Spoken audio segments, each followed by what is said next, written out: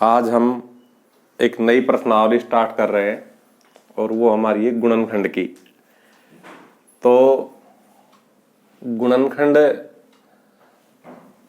का मतलब होता है किसी संख्या को गुणा के रूप में व्यक्त करना। जैसे 10 है, इसको लिखना 5 गुणा 2, तो ये 10 के गुणनखंडन हुई है। तो इसी प्रकार से अब हम बीजगणित के ये गुणनखंड स्टार्ट कर रहे हैं और बीजगणित के गुणनखंड आपके लिए 8वीं, 9वीं और 10वीं क्लास में बहुत ही महत्वपूर्ण है। अगर आपने आगे भी भविष्य में मैथमेटिक्स ले लिया तो गुणनखंड के बगैर आपका काम नहीं चलेगा, इसलिए इनको ध्यान से समझेंगे। तो देखिए पहला सवाल है, नीचे दिए गए पदों में, ये पद है, ये 12x 36 2y 22xy, इसी प्रकार अन्य सार्वगुणनखंड ज्ञात कीजिए। सार्वगुणनखंड का मतलब जो कॉमन हो, जो सभी में हो। तो हमने चौथी 5वीं क्लास में महत्तम समापवर्तक ज्ञात करना सीखा है। महत्तम समापवर्तक ही सार्वगुणनखंड होता है। तो हम यहां लिखेंगे कि 12x महत्तम समापवर्तक की तरह इसके गुणनखंड कर लेंगे और 12x को लिखेंगे 2 गुणा 2 गुणा 3 गुणा x, यानी 12 के गुणनखंड आप रफ में कहीं भी ऐसे खाना खींच के कर लोगे कि भाई 2 6 की 12 और 2 3 6 और 3 एकम 3, इनको यहां लिख लोगे रफ में करके। इसी प्रकार से अगला है हमारा 36। तो 36 के गुणनखंड कर लेंगे। तो देखो 2 गुणा 2 गुणा 3 गुणा 3, ये 36 के गुणनखंड हो गए। आप करके देख लेना रफ में अपने आप। अब हम लिखेंगे इसलिए सार्वगुणनखंड। वहां हम महत्तम समापवर्तक लिखते हैं, यहां सार्वगुणनखंड लिखेंगे, बात एक ही है।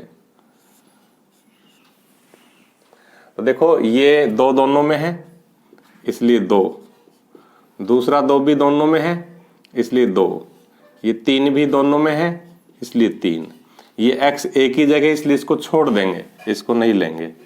ये 3 एक ही जगह, इसको भी छोड़ देंगे। इस प्रकार सार्वगुणनखंड क्या हुआ, 2 दूनी 4 4 तिया 12। तो सार्वगुणनखंड हो गया 12 आंसर। सभी सवाल ऐसे ही है। अब देखो यहां हम लिखेंगे 2y, इसके गुणनखंड क्या हुए, सिर्फ 2 गुणा y। 22xy, इसके गुणनखंड क्या हुए, 2 गुणा 11 गुणा x गुणा y। कर सकते हो आप आराम से। 22 मौखिक भी गुणनखंड हो जाते कुछ सवालों के, लिखेंगे इसलिए सार्वगुणनखंड।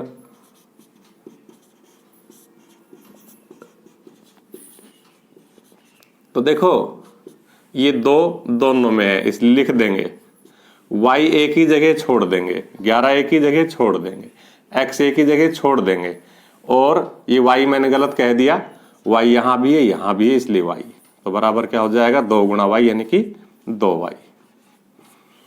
इसी प्रकार से तीसरा सवाल देखो, ये टिक जो मैं लगा रहा हूं ये आपको दिखाने के लिए लगा रहा हूं, बाकी इनको आपको लगाने की आवश्यकता नहीं है। तो देखो यहां हम फिर लिखेंगे 14pq बराबर 2 गुणा 7 गुणा p गुणा q। 28p square q square, तो इसके हो जाएंगे 2 गुणा 2 गुणा 7 गुणा p, p स्क्वायर का मतलब p गुणा p, q स्क्वायर का मतलब q गुणा q। हम चाहे तो p स्क्वायर q स्क्वायर भी लिख सकते हैं, p गुणा p को p स्क्वायर भी लिख सकते हैं, इसलिए सार्वगुणनखंड। क्योंकि अगर इनकी ज्यादा घात आ जाएगी तो फिर हमें जगह कम पड़ जाती है, तो हम स्क्वायर घात में भी लिख सकते हैं इनको। तो देखो ये 2 दोनों जगह है, ये 2 ऊपर नहीं है इसलिए इसको छोड़ देंगे, ये 7 दोनों जगह है, ये p दोनों जगह है, ये p एक ही जगह ऊपर नहीं है छोड़ देंगे, ये q दोनों जगह है और ये q एक ही जगह छोड़ देंगे। इस प्रकार से 7 दूनी 14 pq। ये आपको तसल्ली से सिखाने के लिए गुणनखंड कर करके सिखाए जा रहे, बाकी आप डायरेक्ट भी देख सकते हो। जैसे इसमें सार्वगुणनखंडन का मतलब जिसका भाग सब में जाए और महत्तम समापवर्तक का मतलब ये तो वह सबसे बड़ी संख्या जिसका भाग दी गई सभी संख्याओं में जाए। तो देखो इसमें ऐसी कोई संख्या नहीं जो 2, 3 और 4 को विभाजित कर दे। जब भी 2 लगातार संख्याएं आ जाए तो उनका सार गुणनखंड 1 होता है। तो 2 और 3 लगातार है, 3 और 4 लगातार है, तो इनमें सार गुणनखंड 1 होगा। ऐसे x यहां पर है लेकिन यहां पर नहीं है, इसलिए छोड़ देंगे। तो इनका सार गुणनखंड 1 होगा। हमें मौखिक भी देखना आना चाहिए। और गुणनखंड करेंगे तो हम क्या लिखेंगे, हम 2x का गुणनखंड करेंगे, लिखेंगे 2x बराबर 2 इंटू एक्स, 3x स्क्वायर बराबर 3 इंटू एक्स। हम इसको 3x स्क्वायर भी लिख के रख सकते हैं। और 4 को लिखेंगे 2 गुणा 2 लिखेंगे, इसलिए सार गुणनखंड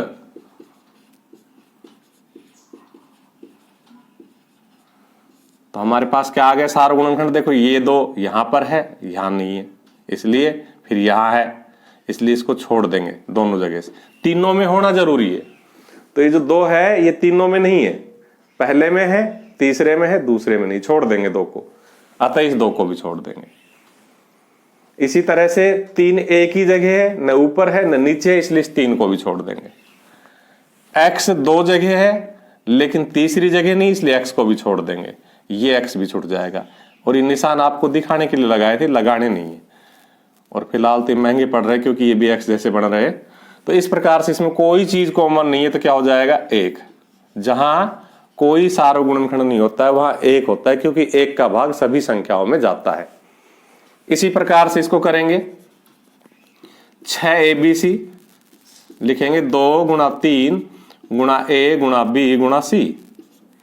24ab स्क्वायर, तो देखो 24 के गुणनखंड हम पहले भी कर चुके, कहीं आए 24 के नहीं आए, 36 के आए, कहीं 24 के भी आए हो। तो क्या करेंगे 2 गुणा 2, 2 दूनी 4, 4 दूनी 8 और 8 दिया 24, a और b गुणा b। इसी प्रकार से आगे 12a स्क्वायर भी, तो क्या हो जाएगा 2 गुणा 2 गुणा 3 गुणा a गुणा b लिखेंगे, इसलिए सार्व गुणनखंड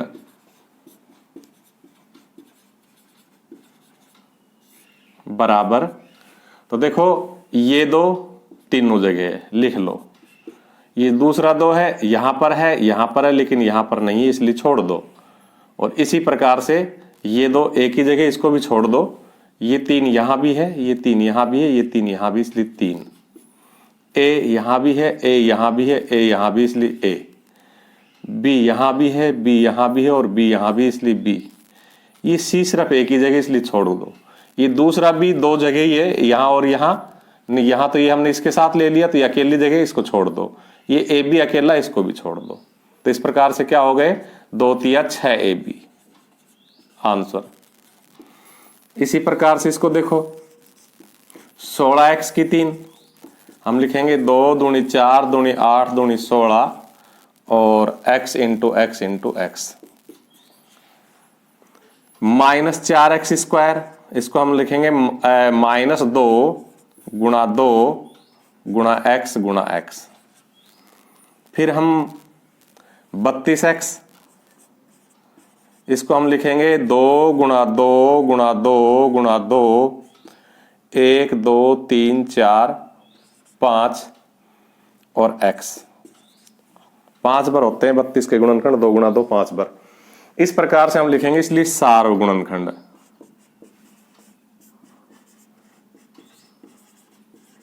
तो देखो सबसे पहले हम निशान की बात करेंगे। एक जगह माइनस है क्योंकि वो एक ही जगह, इसलिए उसको छोड़ देंगे। उसके बाद देखो ये 2 तीनों जगह ले लो, ये 2 तीनों जगह ले लो, ये 2 जगह यहां और यहां, इसलिए छोड़ दो क्योंकि बीच में नहीं है। ये 2 भी 2 जगह, इसलिए इसको छोड़ दो क्योंकि बीच में नहीं है। ये 2 एक ही जगह, इसको छोड़ दो। ये x 3 जगह, इसलिए इसको ले लो। बाकी के ये x यहां और यहां है लेकिन यहां नहीं, इसलिए इनको छोड़ दो। ये x एक ही जगह, इसको भी छोड़ दो। तो क्या आ जाएगा 2 दूनी 4x आंसर। इस प्रकार से हम ये सार्व गुणनखंड ज्ञात करते हैं। अभी हमारे 2 सवाल और रह रहे हैं, उनको भी समझा देते हैं।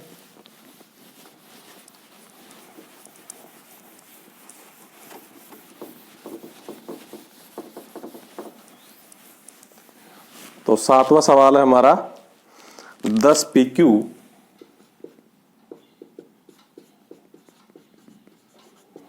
उसके बाद में है 20 QR और 30 RP। तो देखिए 10 PQ को हम लिखेंगे 2 गुणा 5 गुणा P गुणा Q। 20 QR को लिखेंगे 2 गुणा 2 गुणा 5 गुणा Q गुणा R।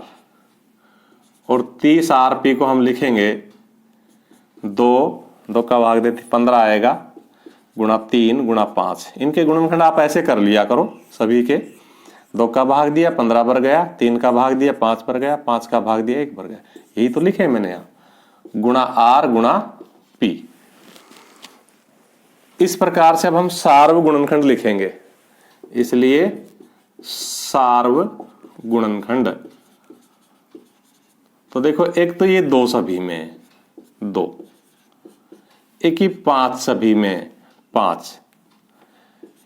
अब ये 2 अकेली जगह है, ये 3 अकेली जगह, छोड़ दो। देखो P सिर्फ 2 जगह है इसलिए छोड़ दो, क्योंकि बीच में नहीं है P। Q सिर्फ 2 जगह है, यहां नहीं, तीसरी जगह छोड़ दो। R सिर्फ 2 जगह है, ऊपर पहले पे नहीं इसलिए छोड़ दो। तो क्या आ जाएगा 2 गुणा 5 बराबर 10। इसी प्रकार से 8वां सवाल देखो। 8वां सवाल है हमारा 3x स्क्वायर वाई स्क्वायर, दूसरी संख्या है 10x स्क्वायर वाई स्क्वायर, और तीसरी संख्या 6x square Y square Z. तो देखो इसको, क्योंकि हम अब दूसरा सवाल स्टार्ट करेंगे ना, तो उसमें डायरेक्ट हमें सारो गुणनखंड देखना आ जाना चाहिए, क्योंकि छोटी छोटी संख्याएं होती है हम देख सकते हैं। मैंने तो गुणनखंड कर करके इसलिए बताया कोई बड़ी संख्या आ जाए तो, अन्यथा हमें डायरेक्ट पता है कि 3 का भाग 10 में नहीं जाता, और 10 और 6 का भी आपस में भाग 2 का जाता है, वो 2 का भाग 3 में नहीं जाता। अर्थात 3, 10 और 6 के लिए ऐसी कोई संख्या नहीं है जो सभी को विभाजित कर दे। अगर कोई संख्या 10 को विभाजित करती है, 6 को करती है, तो 3 को नहीं करती। कोई 3 अभाज्य संख्या है ही। तो इस प्रकार से अंकों में कोई सारो गुणनखंड नहीं है। बीजीय पदों में देखो यहाँ एक्स स्क्वायर है, यहाँ एक्स स्क्वायर है, यहाँ एक्स स्क्वायर है, तीनों जगह एक्स स्क्वायर है इसलिए एक्स स्क्वायर। यहाँ वाई स्क्वायर है, यहाँ वाई स्क्वायर है, यहाँ वाई स्क्वायर, तीनों जगह वाई स्क्वायर इसलिए वाई स्क्वायर। जेड स्क्वायर अकेला इसलिए इसको छोड़ देंगे। अगली वीडियो में हम क्वेश्चन नंबर 2 स्टार्ट करेंगे।